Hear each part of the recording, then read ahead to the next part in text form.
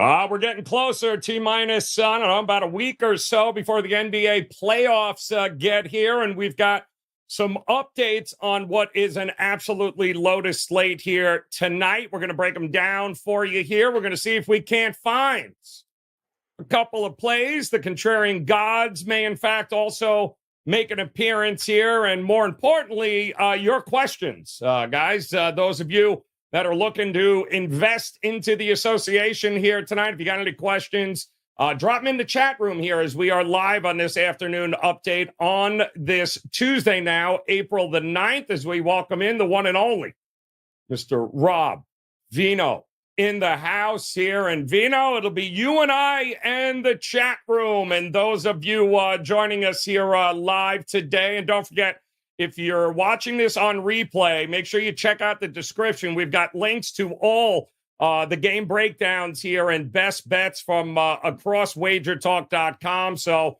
if there's an in particular game we don't get to, I am sure it's in the description. Check out those links in there. And Veno, I don't see UConn on the board, so we can't pick them.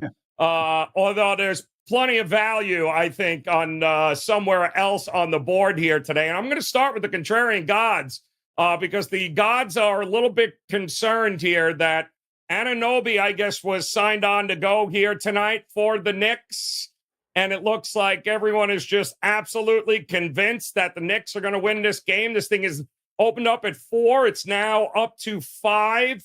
With a total of 212.5. And with Anunoby back on the floor, I get it.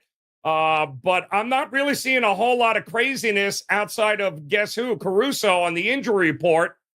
I'm not seeing a whole lot else here. So are we not giving enough credit to the Chicago Bulls at home here? Are we giving too much credit to the New York Knicks? Because the contrarian gods seem to think maybe there is some value in backing the Chicago Bulls here tonight. And there could well be, Joe. I mean, Chicago's still in that fight with the Atlanta Hawks in that play and who's going to be home, who's not going to be home. So certainly the Bulls, a couple of quotes from players, DeMar DeRozan, the most important player on the Bulls, and their head coach, Billy Donovan, obviously another important figure for that team. Not happy with the way they played in their last game, and looking for some sign of consistency here.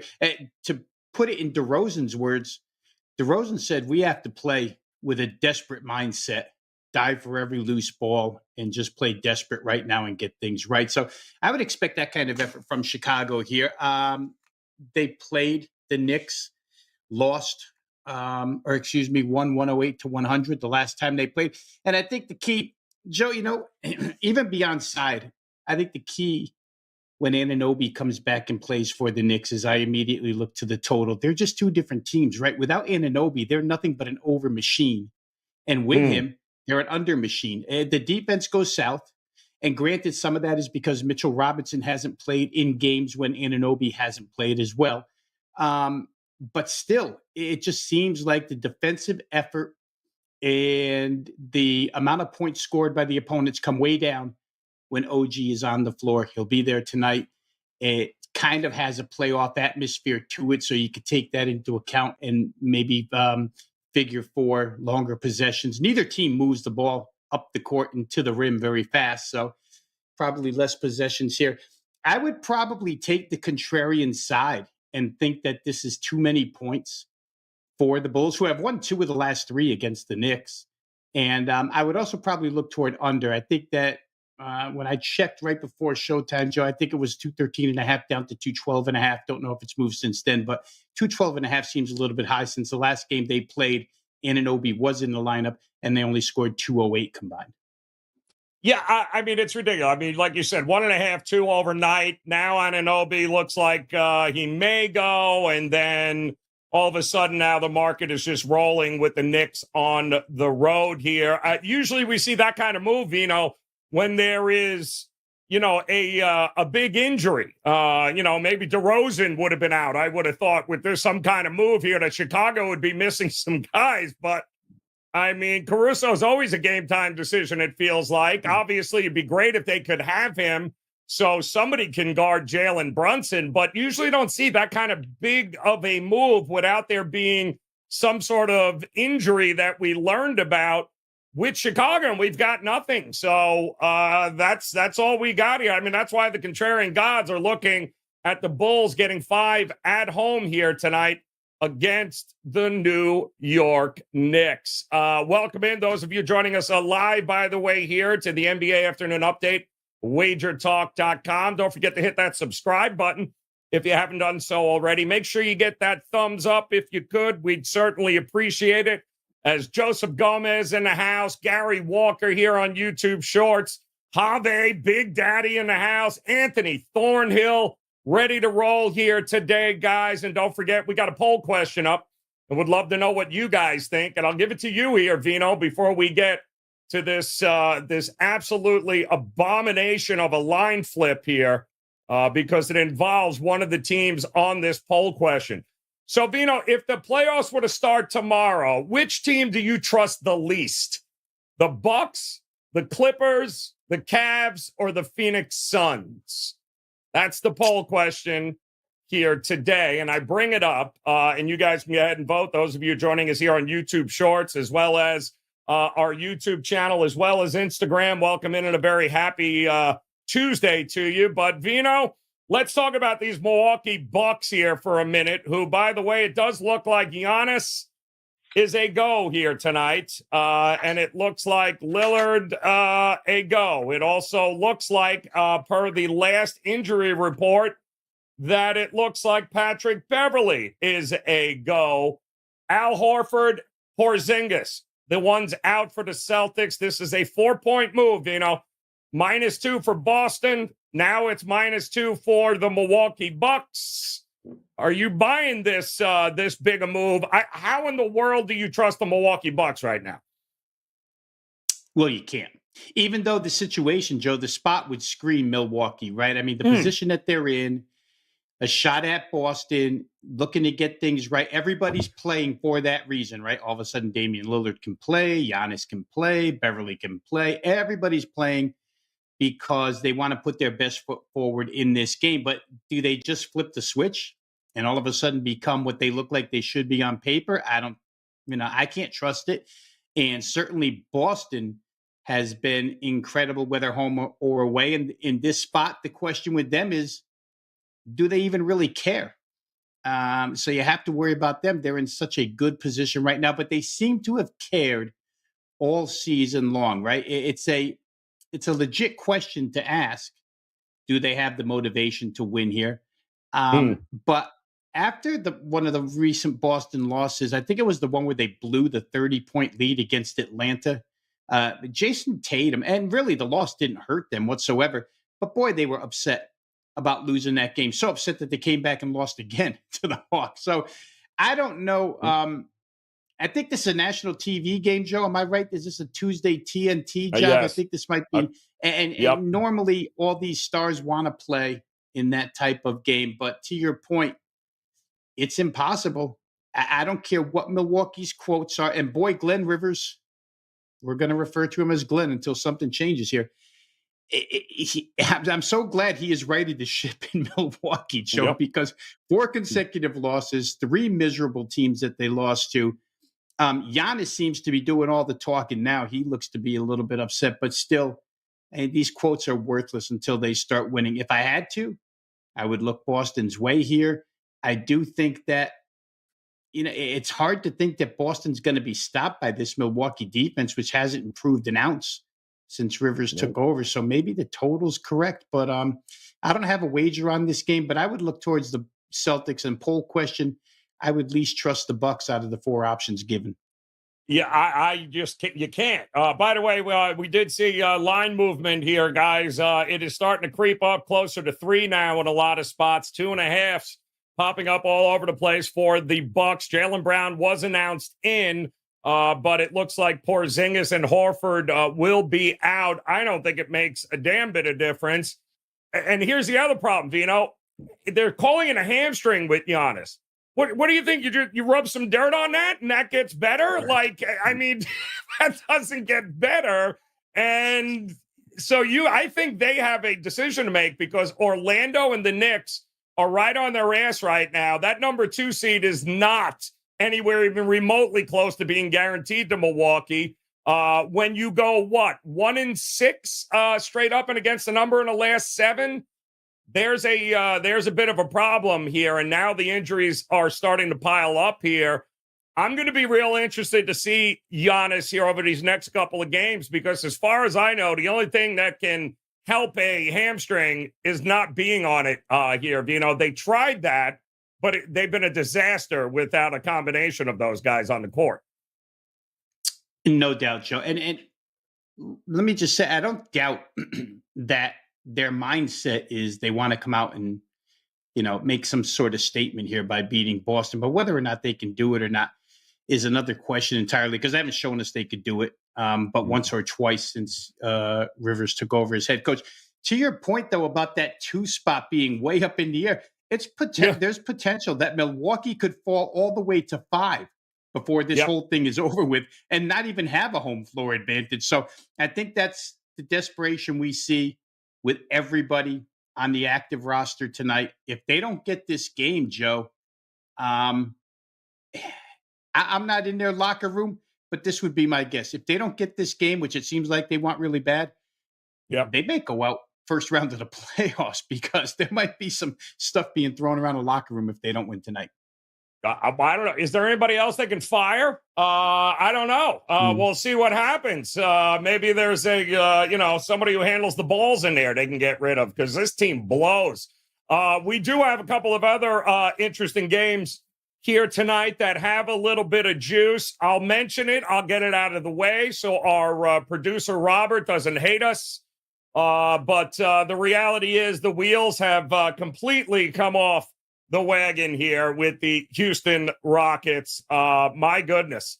1-5 straight up, I think. 0-5-1 against the number in the last 6. They've lost 5 straight heading into this game again with Orlando.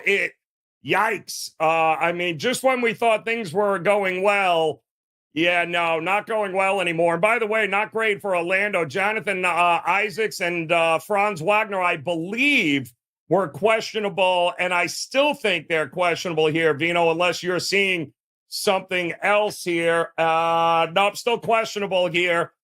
But my goodness, I mean, you just mentioned it. Orlando is battling right now, maybe a 2, maybe a 3 seed in their future. They've gotten out of the 5 seed. They're pretty much kind of firm in that number 4 seed here. The whole point is want to try to stay as far away from Boston as possible here.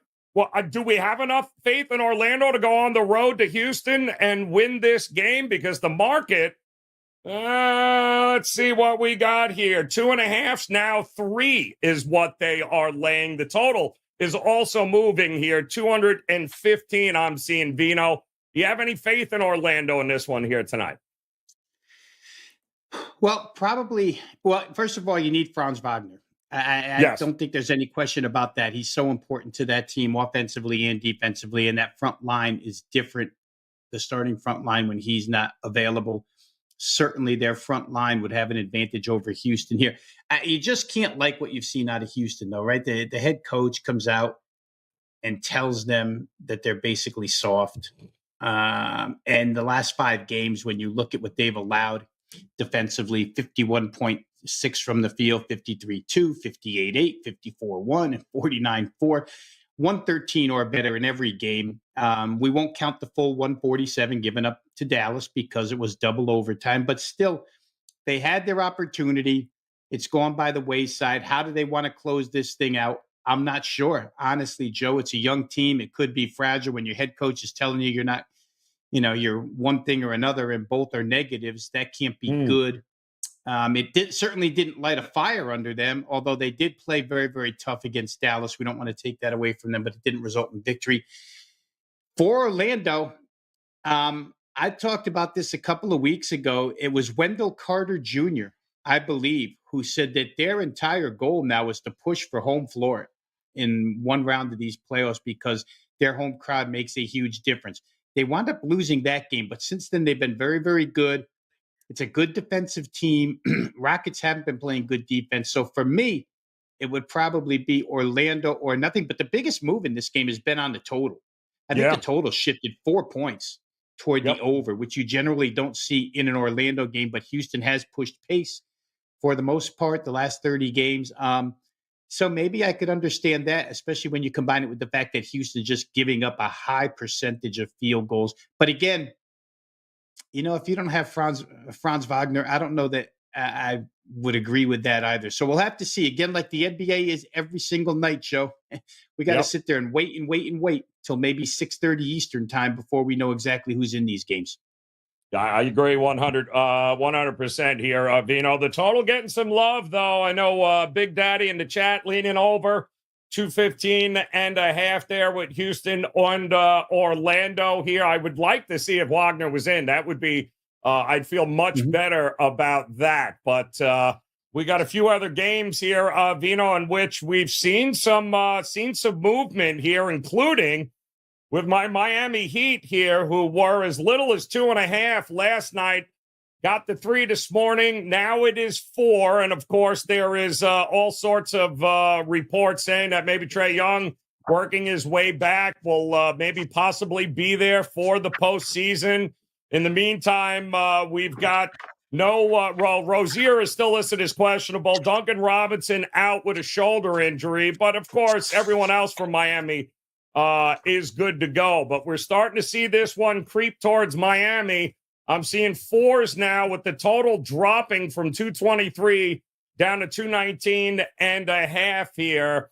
That was a rough one against Indiana with the refs there for Miami the other night. But what are you thinking here, Veno?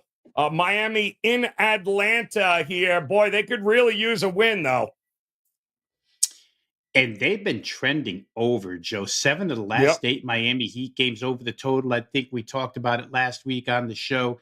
It's been a long time since they've had a cluster of shooters on the floor at the same time. And granted, Duncan Robinson is not going to be involved tonight, but without him, they still have enough. The question, of course, is going to be Terry Rozier. I believe he did not go through shoot around this morning, but then after that news came out, it was then posted that he would be a game time decision. So we'll see.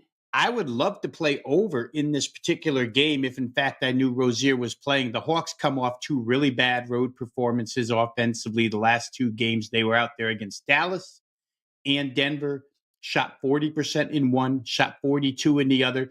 They had been playing very, very, very, very good offensive basketball. Quinn Snyder commented on how they were sharing it and how it was looking so much better. And it was production-wise. So I think Atlanta could have a little bit of an offensive bounce back here in this game, even though it's the first home game after a road trip. The road swing was only 2 games, I think, and everybody had the day off yesterday. But I'd like to have Terry Rozier, just like we said in the Orlando game. You'd like to have key parts involved before you pull the trigger. Number where total is concerned went from 221.5 down to 219.5. So, I mean, it's kind of contradictory, right, Joe? We see Miami going up, which would suggest to me that Rozier is in, but then we see the total going down, which wouldn't make any sense if Rozier is in. So you're kind of in a quandary here as to which way to play it, but I would like to go over. Certainly, Eric Spoelstra made this move last year where he said we need to play better offensively, a little quicker, and Miami started rattling off overs. Same kind of thing this year. 7 of the last 8 up and over the total for the Heat. Yeah, and it's interesting, too. I can't wait. I hope they're around long enough to figure out what the hell they're going to do with Trae Young, because the numbers speak volumes. I mean, Trae Young goes out. The Hawks are 12-10 straight up without him, 11-11, about 500, I guess, ATS without him. But at home, they're 8-2 straight up and 7-3 against the number. They're a much better team at home without Trae Young. It's kind of mind-blowing, but it is what it is. They're a different style team. And now all of a sudden they have an opportunity maybe to get him back. Motivation, as far as that goes here, Veno, in the final week, both of these teams are still motivated. It's not like Atlanta's just happy to be, in the final play-in game. And Miami would probably like to host the play-in game if that's the direction that, in all likelihood, it looks like it's going to be. Yeah, and Coach Spoelstra actually last week indicated that getting to the 6th spot was a goal of theirs. They'd rather avoid the play-in altogether, and it's not like they're way out of it. They're a game and a half behind with 6 to go, so they could still get there. That's why the loss the other night was so critical for them, but they can still get there. It's funny, Joe, when you mentioned Trae Young, and I think Quinn Snyder hit it on the head. I said it earlier, but he mentioned that the offense was ball sharing, and it looks so much better. And when Trae Young comes back, that ball sharing ends right then and there. And guys like DeJounte Murray and the rest of the guys, Bogdanovich, who are really flourishing without him, probably gets a little stagnant. So I don't think that bodes well for Atlanta, especially in what looks to be a one-game play-in for them. If they finish 9th or 10th, you only get that one shot to try and win a second game to get into the playoffs. So that is going to be interesting to see what they do with him, if he's ready to go and if they choose to use him or not. Yeah, I can't wait to see what happens here. But again, this was 2.5 overnight. It's up to 4. So if you're going to get to Miami, and I don't think there's going to be any, well, you never know. I don't think there's going to be any stubbing of the toe in this one here, because Miami certainly would like this win. So I don't expect any last-second Jimmy Butler. I got a hemorrhoid issues here, Veno. I think that we should be good to go here in this one. Just a quick reminder, those of you joining us here live today on this Tuesday, we appreciate it. Don't forget, hit that thumbs up. Don't forget to hit the subscribe button if you haven't done so already. And if you're catching this on replay, check out the links in the description below. We've got individual games broken down, best bets, game previews. If there's a game that you're looking for, I promise you it's in the description. You can check those out from any one of the WagerTalk handicappers here. We got all those previews up and ready to roll for you, including... Well, actually, it's not, which I think this is going to be very interesting here, Rob, with this game coming up tonight. The Golden State Warriors and the Lakers are going to be very interesting here tonight. I'm wondering how much of the Golden State Warriors, because we saw a big move here, Veno, I believe on the total. 4 points from maybe even higher than that, than what we saw last night. Because now we're seeing 235.5. I saw 231s last night. So there is a big move here. Wiggins active, Kuminga back active, LeBron, shocker, questionable. Anthony Davis, shocker, questionable. Gabe Vincent has been cleared to play in this one. How do you like that, S.Warrior? Gabe Vincent wearing a Laker uniform. Wonder if you're going to be wearing that tonight during this game here. So I get it. I guess we're starting to think that maybe points are coming, a little less defense for these teams, but correct me if I'm wrong. Golden State, as of late here, over the last month, really, it's been the defense that has kept them afloat here, right? Veno, it ain't the offense. It's been the defense here, and I'm wondering, are we buying Golden State on the road against the Lakers? Because it feels like a coin flip kind of game, doesn't it? Yeah, well, it certainly does, Joe. And there's meaning implications here that maybe, let's just start with, they're both highly motivated. No doubt about it. LA could climb the standings still. They could get out of this 9-10 game if they continue winning games. But for Golden State, they would win the tiebreaker with the Lakers if, in fact, they win this game tonight. So if it does wind up, that they're 9-10 and they face each other, Golden State would get it at home, winning the tiebreaker. So it's really, really important to them. A couple of quotes here real quick from them where they believe, and I'll just paraphrase here rather than reading the whole thing, but they believe that they're playing their best ball of the season. And I think it does come on both sides of the floor, Joe. Obviously, the defense has been really good, better than it had been all season long, but the offense has been good as well. And one thing the Lakers have not done is show us any form of defense. So the 235.5 is probably justified because the Lakers are scoring like crazy. And the Lakers generally defeat Golden State. There's such a height advantage here. And Anthony Davis, surprise, surprise, the eye injury is not that bad anymore. I was reading an article this morning where it said they almost use these minor injuries as load management excuse, like second quarter up, got poked in the eye, can't play anymore, just to keep Davis fresh for the next game, which now becomes Golden State. I think that Golden State, for me, their team total was listed at 116.5 here. And I really can't see a way where they don't get to 117 the way they're playing right now. And you combine that with the Laker defense, it's probably going to be a high-paced, high-scoring game. Both teams have offensive advantages. One is quicker than the other. One is bigger than the other. So I would look that way. And I think if you're playing side here, again, the implication is strong for Golden State. And they've been a better road team lately than home. And again, you see some guys out there saying that Steve Kerr basically dogged it with their road performances until they were necessary. And now all of a sudden they can't lose on the road. So I think Golden State may have been sandbagging a little. Of course, they had their issues for sure. But I think 116.5 is attainable here for Golden State point-wise. Apparently, there was a strong gust of wind, Titan CT is saying in the chat room, and AD had to call an ambulance. It was a little too much on him. He might have pulled something there with a strong gust of wind. So I hope AD is okay. But to your point there, Veno, think about it too. The Lakers really didn't have a choice, right? So they had to say, screw the defense. We need to score. And I think they're on a 10-6 or maybe a 10-5 run to the over here over these last, dozen and a half games or so. And this is going to be interesting. It does feel overwritten all over it in this one too. And that's going to be 10 o'clock Eastern time tip on that one. Again, opened up about 1.5 for the Lakers. We're now seeing 2.5. Kuminga has been cleared.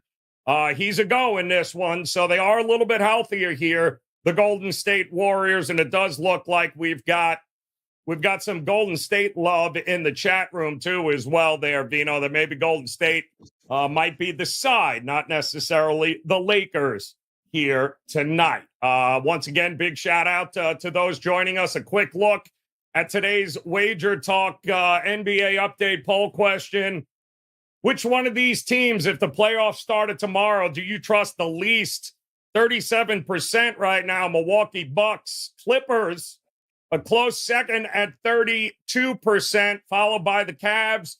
And then only 10% for the Phoenix Suns here. Veno, what a difference a couple of weeks makes here, because they would have been at the top of certainly my list, and I know your list. That would have been no way do we trust anything the Phoenix Suns were doing just 2 weeks ago. But this is also one of the biggest line moves that we've seen so far today. This thing opened up 3.5, 4 last night. I'm seeing 8.5 now for the Phoenix Suns.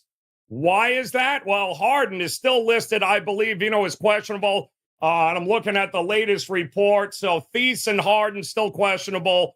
Nurkic is questionable there for the Phoenix Suns, and that's it. But what a big move this has been here, up to 8.5. We know Kawhi Leonard is still out, right? But my goodness, LA 8-3 straight up, but just 4-7 against the number in the last 11 games. That was a hell of a comeback against the Cavs over the weekend, but let's be realistic. What in the hell were you down that many friggin' points for to begin with, LA? Like, you got to be kidding me. So do we trust this is a lot of points for a team that has shown they can come back?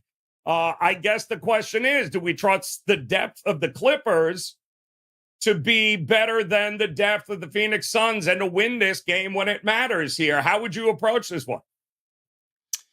Well, there's a couple of ways to look at it. If James Harden doesn't play, that means probably 10 more minutes of game time where Russell Westbrook handles the basketball. So do you want Russ? Want Russ? But generally, when Russ is involved that much, you want to look toward the over right away. So certainly we'll keep an eye on Harden. It's interesting because I think they play back-to-backs, Joe. If I'm not mistaken, I think these two teams play again tomorrow. So that may be the reason why James Harden, if he does get scratched tonight, I would expect to see him tomorrow. the Clippers did exert an awful lot last game to get that victory, and the Phoenix Suns are the worst fourth quarter team in the NBA this year, minus 200 and something points in the fourth quarter. So can you trust them laying 8.5 against a Clipper team, which, one of their assets is their depth, right? They've got a lot of guys. They can go 9 deep. So a lot of times one injury doesn't hurt them, but no Kawhi and no James Harden. Yeah, I can see why the injury chasers have pushed it this high up. Question becomes, is it too high at this point in time? I don't know how much LA cares. Honestly, in this one, they could, I think, cinch that 4 spot. I had a whole playoff scenario. Let me just see here. Well, actually, the Clippers could clinch their playoff berth with the New Orleans Pelicans loss. But yes, I'm looking for whether or not they clinch number 4, which is home floor. I think that's much more important to them. So it's still reason to play. I'd probably look over just because if Harden doesn't play, the game tempo goes way, way up. And Russell Westbrook just equals points for both sides. Yeah, well, you're right about that. But let me ask you a question now. So if I'm looking, if Harden does say, I'm in, and where's this now? 8.5 here. What are we thinking we're going to get if Harden is gone? Are we going to go back to what, maybe the 7, 6.5, 7 there? I know if Eric Jones in the chat room there on his cell phone there on YouTube Shorts, he's already got -7 locked in. I got to think that's probably where it goes back to if Harden's in there. So maybe if you've got faith, lock it up with the Clippers now, take the 8.5. If you don't, well, then this line is probably only going one way once he's ruled out then. Yeah, and these injury line moves, Joe, are so aggressive that if Harden were to be ruled in, I wouldn't be surprised, like you say, if it goes, 8, 7.5, 7, 6.5, 6. The game isn't played for another 5 hours. And so I'm somewhat amazed at how aggressive these injury moves are each and every day. I shouldn't be, because they've been this way for the better part of 3 years now. But it could find its way even below 7 if James Harden is ruled in.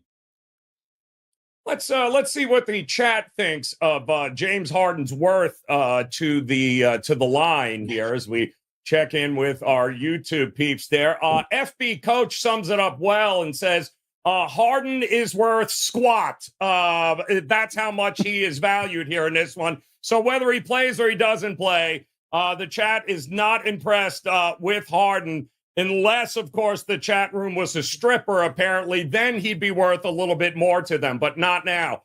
So way to go there, guys. Impressed with the Harden hate there. You don't get that often. But the Clippers tonight taking on Phoenix should be a good one, and so should one of the other games that it seems to be a lot of chatter in the chat rooms about, and that's going to be one of the 7 o'clock Eastern time tips with the Dallas Mavericks taking on the Charlotte Hornets. This opened up 10.5. This is now 13, I believe, here, and this Dallas train is fun to watch, isn't it, though? I mean, the Houston took them. Well, who was it they played over the weekend there? But it was a hell of a comeback there, and a great job in overtime. Right? Was it Houston they played? Yeah, it was the double overtime game, right? 147, 136. Yeah. Impressive stuff here, because you never, even down double digits, Veno, we've talked about this. Being down 20 in an NBA game means absolutely nothing anymore here, because it never felt like Dallas didn't have a chance of getting into that game or winning it. And sure enough, that's exactly what they did. 4th game in 6 days for Dallas here. Charlotte does have the rest, but this is, I think, the final game of a homestand for them. Season at home is pretty much over for Charlotte. So will you get enough effort out of Charlotte here? Should we be looking at an over no matter what here at 223? What are you thinking in this one? Well, I would think so, Joe. And that's despite the fact that the Dallas Mavericks are the number 1 defensive rated team over the course of the last 15 games in the NBA. But I would still play over here, because what Charlotte has subtly done is just take to offense only at this point in time, right? Steve Clifford's on the way out. He's going to the front office. They're searching for their new head coach. But Clifford, with his lineup, decided that Grant Williams at 6'7", if he's that, I think he's more like 6'6", will be our new center. And what we're going to do is run up and down the floor. What that's resulted in is it resulted in Charlotte climbing the NBA offensive rating slots by 7. They went from like 23rd to 16th in offensive rating, piling on points. Brandon Miller has had some big games, playing very fast. As you mentioned, it is a form of, we really don't care. Let's see what we got. Let's go ahead and run the last few games and see if we can outscore people. With that being said, they play zero defense. They're way too small. Dallas likely can have their way offensively. And that's why you saw this push from 218. Some guys were paying attention to what Charlotte's been doing as of late. They're not the best shooting team of all. And you probably have to worry about that a little bit if you play a full game over. But again, Dallas is on the first of back-to-backs. Don't know how much defensive energy they'll exert here. I think they have Miami tomorrow, if I'm not mistaken. Mm-hmm. So maybe they play hard offensively and get a lead and go into a shell. So I think that over has to be the way to look here. Again, Charlotte has just indicated to us that this is the way we're going to play the rest of our games. We're going to play extreme tempo. Their pace numbers are up. Their scoring numbers are up. And Dallas certainly can score with anybody. Yeah, and it's funny, it seems to be a lot of concern in the chat room. I know Lee just hopped into our YouTube channel there and goes, I don't trust Dallas to win by 20 or really double digits in general, but they have been better and the D has been better. And I agree 100%, but motivation, my goodness, that's going to be the question in this one here. And do we trust Charlotte enough? Is Charlotte going to get enough points to even get this thing? Are they going to do their part to get it up and over full game? I am seeing a couple of, I think, first half consideration here with Charlotte and Dallas as well. I don't hate that look on this one here. Also, Eric Jones on YouTube Shorts telling us 1-11 under spot for Charlotte here tonight. So it's certainly been profitable to back the under in this spot.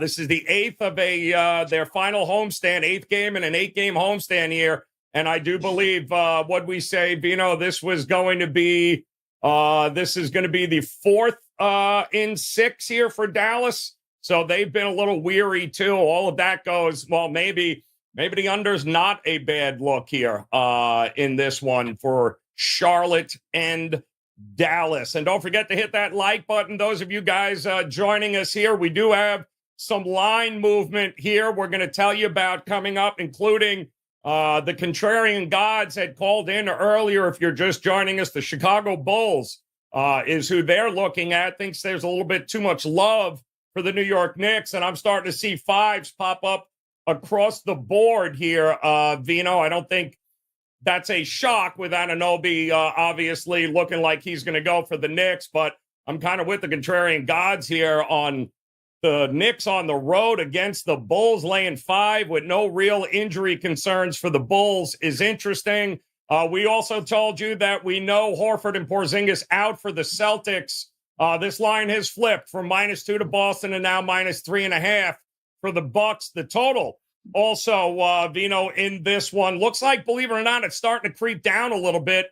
228.5 before, starting to see some 227s popping in some places, which is interesting. And also the total for the Orlando and Rockets game, that is being steamed up here, 216 now, popping up in some spots here, Veno. We mentioned this game earlier. I don't know. Rockets at home, they're going to play enough interference not to get this game to go over the two. I mean, it was 213, and now we're seeing 216s. I tend to agree with it here, don't you? Yeah, and we talked about the defensive numbers over the course of their last 5 games. Yep. They just haven't been there defensively at all, and they play with pace. The question you always ask is, will Orlando move quick enough to get this thing up and over? And again, the Franz Wagner question mark there sort of makes me hesitate. But then again, that push toward the over may be an indication that he's a go here. We just haven't received official word. So I couldn't play it under, Joe. Probably would look to play it over. The Rockets playing out the string here. Real quick, back to the Dallas Mavericks Sure. in that game against Charlotte. If the Clippers do lose tonight, then they hold on to that 4 spot by only 1 game over Dallas with 5 to go. And I know Dallas has really wanted to push to get home floor. So the Clippers could be playing with fire if they sit too many guys here, because Dallas, as you said, they've been fun to watch lately. They've been playing really well. They're as confident as they've been. And it seems like they have finally figured out how to do the Kyrie Luka thing, and Kyrie sort of playing now as he did with LeBron back in Cleveland as a very, very strong 1A to 1. It's really working for Dallas at this point in time. And there's a lot of, guys that were involved in that trade, right? PJ Washington comes back to Charlotte. And on the Charlotte side, Grant Williams, who the Mavericks could not stand personally, is going to play against Dallas. It'll be interesting from that perspective as well. Yeah, a couple of interesting numbers here from the chat room here involving, in fact, I believe that, let's see here where they were. I believe 220 or more coming up 2 overs. No, I can't find it there. We got 27 chat rooms here, and I can't figure out what we did with the with the one stat I wanted to relay to you guys here. But the reality is, there it is. A Life in Vegas telling us Knicks opposition, by the way, 16-3 to the under with OG in the lineup. He will be back there. And you mentioned it earlier, Veno. That is a different team with him on the court, pre-trade, post-trade. And then, of course, the injuries they've had to deal with. They are a much, much different offense and defensive team with him on the court here tonight. So, I get at, 212.5 is that total there? It's not like Billy Donovan going to have these guys running up and down the court a whole lot now. But I think Caruso is key here because I don't think they have anybody else that can actually guard Brunson. That would be the only thing I'd be worried about. Yeah, well, it's so true. He's their best defensive player. No question about it as far as perimeter guys go. And you do need somebody to try and slow down Jalen Brunson. It probably takes on a playoff type atmosphere. Both teams need it. We talked about Orlando maybe climbing past Milwaukee. The Knicks are in the same exact spot as Orlando, 1 game behind Milwaukee. So if Boston beats the Bucks tonight and the Knicks were to win here, guess what? All of a sudden the Knicks are sitting in second place and they just beat Milwaukee. I don't know how the season series went overall. I don't have it in front of me, but it could be where the Knicks hold a tiebreaker over the Bucks and could be a 2 seed. So in some of these games, there is an awful lot at stake for these teams. Question is, are they going to cover 5 against what should be a motivated Bulls team as well? They've got their own issues in that 9-10 spot. I am with you 100% here. All right, a couple more questions here, guys, before we get out of here. We are seeing OKC now starting to move a little bit here as they are taking on the Sacramento Kings tonight. Keegan Murray still listed as questionable. We know SGA is in. We know Jalen Williams still questionable here. And I do think, obviously, SGA, huge. The fact that he is a go in this game for the OKC Thunder here, Veno, it makes... I get it. Makes total sense here that the market would start to move towards them. But boy, oh boy, does me or does OKC feel like maybe they're running out of gas a little bit here? The total, by the way, is also starting to creep down here, up as high as 228. Now I'm starting to see 226s in the marketplace.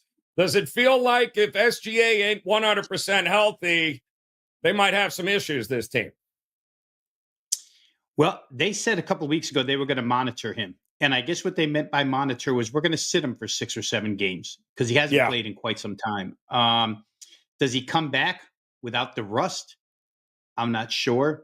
Sacramento has their own issues, Joe, on this road trip. I talked about it when they started this thing. I just can't play Sacramento, even though they beat the Nets by 40. But what is Brooklyn actually?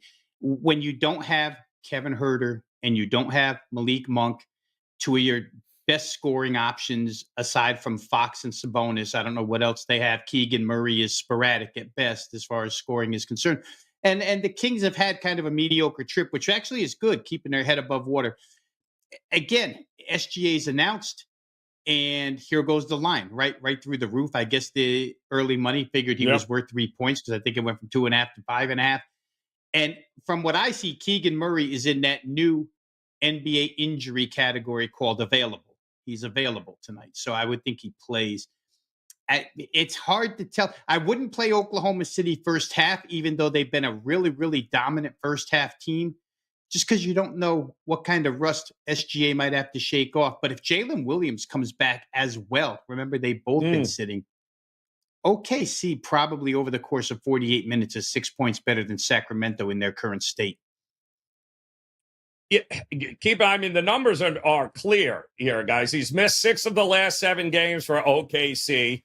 They have failed to cover, I believe, in the last 4 games. They're 5-15 against the number in their last 20. And a lot of this all coincides with SGA not being on the court or not 100%. I get with him not showing up on the injury report this morning, Veno, where a lot of money started flowing in, but the total coming back down here is interesting. So it's still hovering around 4.5 right now for OKC, but no doubt this feels like I can get a better number once this game starts in-game than maybe right now. Why do all the guesswork here, Veno? Let's see, because he's missed 6 of the last 7. What do we think? He's just going to be he's going to dominate? The Kings are still battling here. So I do think that's a great in-game opportunity there. Keep an eye on that one. Also, shout out Eric Jones, Veno, would like us to talk him off the ledge on YouTube Shorts there. We appreciate it, Eric. Please talk me off. I want to take the Rockets +3, even 3.5. So starting to pop up here now. More than a bucket. He wants to take the Rockets. He would like somebody to talk him off this ledge. And Robert, our producer, you have something for him, I am sure, coming up here in a minute that we can play for him in one word, Veno, which would absolutely talk him off it. But I can't. There's nothing about this Rockets team I want to back, even as a dog at home here. Is there, Veno? You have had some buzzwords in the last couple of weeks shows I've been on, Joe. Ass, suck. Yes. I don't know if that's the word that you want with the Rockets here. Some people don't get where you're leading them to on these shows. If I had played Orlando, I could talk somebody off. I didn't play Orlando, so it's hard to talk somebody off of what they like, which is the Rockets in this instance. I would say, if you're trying to get yourself off of a Rockets play, maybe look at the total. Could be a little bit easier to swallow just playing over and rooting for both teams to score. But the Rockets have taken a downward spiral, and I just don't know. It's a young team, and it's hard for us to project what they're going to do here closing out the season. Do they want to have a strong outing for the home fans on the way out, or could they care less because their head coach kind of labeled them as soft on the way out? So we'll see. I don't know what that game against the Mavericks, Joe, mindset wise, either it takes a little bit out of you because you gave it everything you had and you lost, or it inspires you to say we're still a good team. So I don't know which way to look. And again, the Wagner injury is key to this, and we don't know what his status is yet. No, we don't. But Robert, I think you have something for Eric there about the Houston Rockets. What would that be? Yes, that's correct. Absolutely not, Eric. Don't do it, damn it. Don't do it here. Also, big shout out there to Jay Price joining us in the chat room here, and those of you guys on Instagram, including CTBet16 in the house here today. We certainly appreciate it. Guys, don't forget to hit that like button, that subscribe button. Rob Veno locked and loaded, ready to go here on a loaded NBA slate here tonight. Tell the folks what you got rolling over on your page at WagerTalk.com. Yeah, it's a large card, Joe. Obviously, the NBA took last night off to let the college championship have its spotlight. But tonight I have 3 plays from the NBA, and NBA's been great as of late. I mean, it's been as good as it's been all season long. Last 7 days, number one handicapper at WagerTalk profit-wise. Last 3 days, number one handicapper at WagerTalk profit-wise. Last month has been good. So seeing it pretty clear right now. This last week gets a little bit tricky because you and I have discussed a lot of, are they motivated? Aren't they motivated? Do they care? Don't they care? You have to weed through all of that. But 3 plays tonight that I took out of this, I think, 13-game card that I like quite a bit. So once again, you can find them over at my homepage at WagerTalk.com. All right, good stuff there. Also, big shout out to the, oh boy, I'm sorry, we're seeing a line move here last minute, guys. That's why we call it the NBA update, afternoon update here. It looks like there's an awful lot of love with the San Antonio Spurs happening in the marketplace right now. And I get it there, but this thing is 5.5 now, Veno.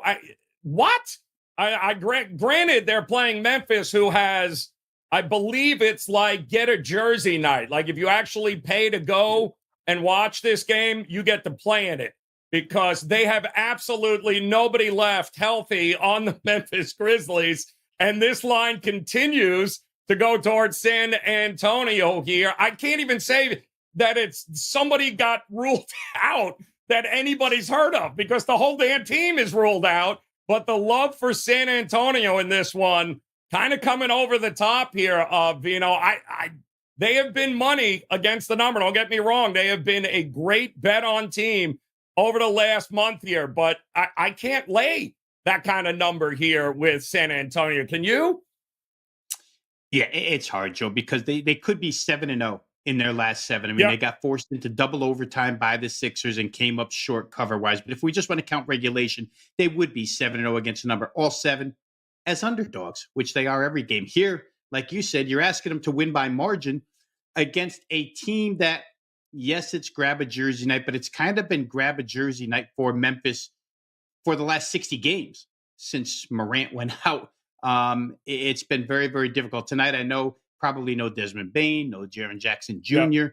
I would probably think under is an even better way to go in this game, because I would have a hard time laying points with San Antonio, despite the fact that, like we just said, they could be 7-0 in their last 7 games against the spread, if not for double overtime the other night against the Sixers. Hey, so true. Absolutely true. And maybe the best advice here in the chat room today from Javi. Javi Cash says, Titan CT. No offense, Titan CT there. Your line was right below it. You don't have to bet every damn game on the board. And that is absolutely correct. You do not. Big shout out to those of you that took the poll question here today. If the playoffs started tomorrow, which one of these teams do you trust the least? And with 38%, our winner is going to be the Milwaukee Bucks. It looks like the Bucks, and we'll find out here tonight rather quickly here as the Bucks get ready to take on the Celtics. They are now a 3.5, 4-point favorite after being a 2.5-point dog. We're going to see if these Milwaukee Bucks can be trusted right now in this spot at home.